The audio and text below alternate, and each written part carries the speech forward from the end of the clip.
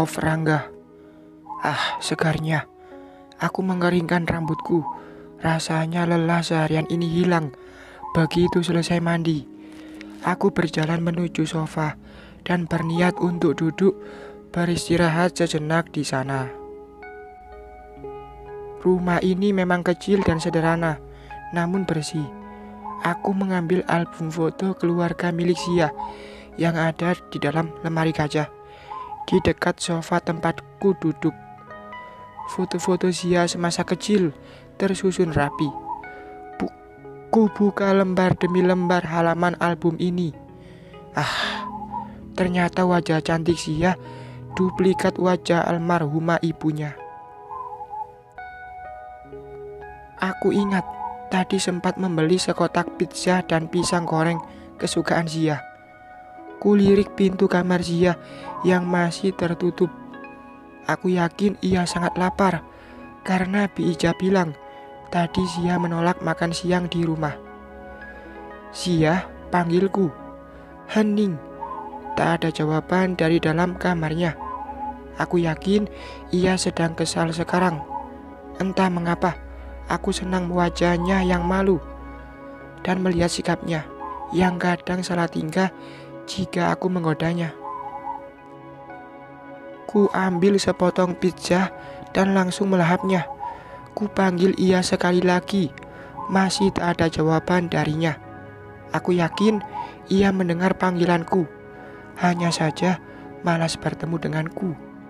Aku memang sengaja memancing emosi mantan kekasihnya.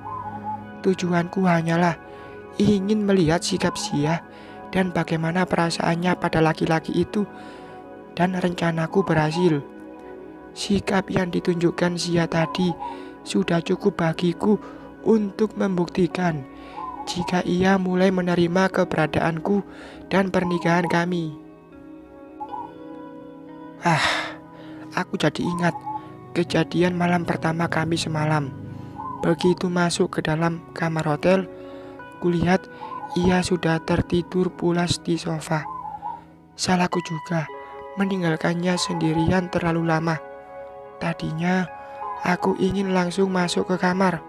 Hanya saja aku takut Zia akan histeris dan takut jika berdua saja denganku di kamar. Karena tragedi malam itu masih membekas dalam hatinya. Andai saja malam itu aku masih bisa mengontrol diriku.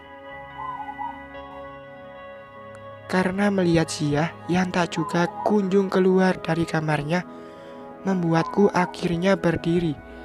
Dengan langkah malas aku menuju kamarnya dan mengetuk pintunya. Zia, ku sebut namanya pelan. Ceklek, pintu itu terbuka. Wajah masam diperlihatkannya padaku. Ada apa, Mas? Kau ingin tidur? Masuk saja ke kamar Bapak di sebelah. Tidur saja di sana. Aku tak mau tidur di sebelahmu lagi seperti semalam, ketusnya. Aku tak bicara apapun karena percuma saja bicara pada wanita yang sedang kesal. Ku sodorkan saja sekotak pizza padanya. Makanlah, aku yakin jika kau lapar. Selamat malam, Zia, ucapku sambil membalikkan badan meninggalkannya yang masih melongo melihatku. Perbedaan usia kami yang terpaut hampir 9 tahun membuatku harus mempelajari banyak kebiasaan gadis seusia dirinya. Aku tak ingin melihatnya yang kadang bingung bagaimana harus bersikap di depanku. Semoga saja keinginanku untuk bisa memberikan cucu laki-laki kepada Papa segera terwujud dalam waktu dekat. Pov, Zia. Matahari masih bersembunyi malu-malu di balik awan.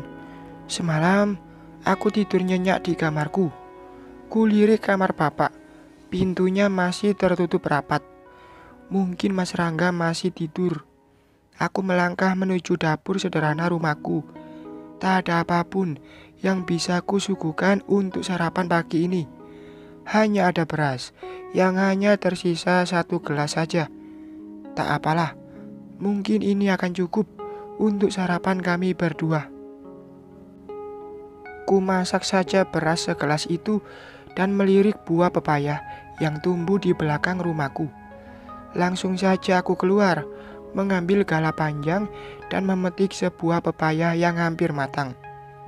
Ku kupas kulit buahnya dan mulai memarut buahnya dengan parutan khusus, lalu mulai menumisnya. Bau harum dari tumisan pepaya muda ini menguar dari atas meja kayu sederhana di dekat dapurku. Nasi hangat pun sudah aku sediakan di atas meja ini. Aku memutar badan dan berniat ke kamar bapak, berniat untuk membangunkannya. Ku buka pelan-pelan pintunya, tampak ia masih tertidur di atas ranjang. Jangan terlalu lama memandang wajahku, Zia. Nanti kau bisa jatuh cinta, ucapnya, lalu membuka matanya. Sial, kenapa harus orang ini yang menjadi suamiku? Karena kesal, ku lempar saja lap kotor yang tak sengaja terbawa olehku dari arah dapur. Harusnya, jika kau sudah bangun, buka saja matamu. Sungutku kesal. Saat aku menutup mataku, yang kulihat hanya wajahmu yang tersenyum. Tapi, jika mataku terbuka, maka wajahmu yang masam yang terlihat, ucapannya langsung membuat menutup kembali pintu kamar bapak ini. Asem, gerutuku. Aku memilih duduk dan sarapan sendiri saja. Tak lama, kulihat ia keluar dari kamar sambil menggenggam ponselnya. Ia terlihat berbicara dengan seseorang di telepon, karena jarak antara ruang tamu dan meja makan tak begitu jauh.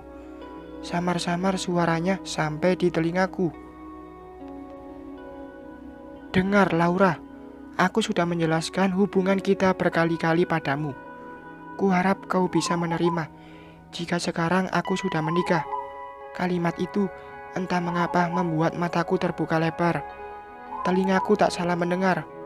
Siapa lagi itu Laura? Kemarin Eliza, sekarang Laura. Sebenarnya berapa banyak wanita yang memiliki hubungan dengan Mas Rangga? Astaga, apakah akan ada para pelakor di pernikahanku? Aku tak tahu mengapa, hanya saja aku merasa sangat kesal mendengarnya. Kulirik Mas Rangga duduk di sofa sambil menatap layar ponselnya. Mau Eliza, Laura, atau Kunti sekalian, akan kulayani kalian semua. Jangan harap bisa merusak pernikahanku. Tak tahu kenapa, tiba-tiba mulutku bisa berkata seperti itu. Bersambung.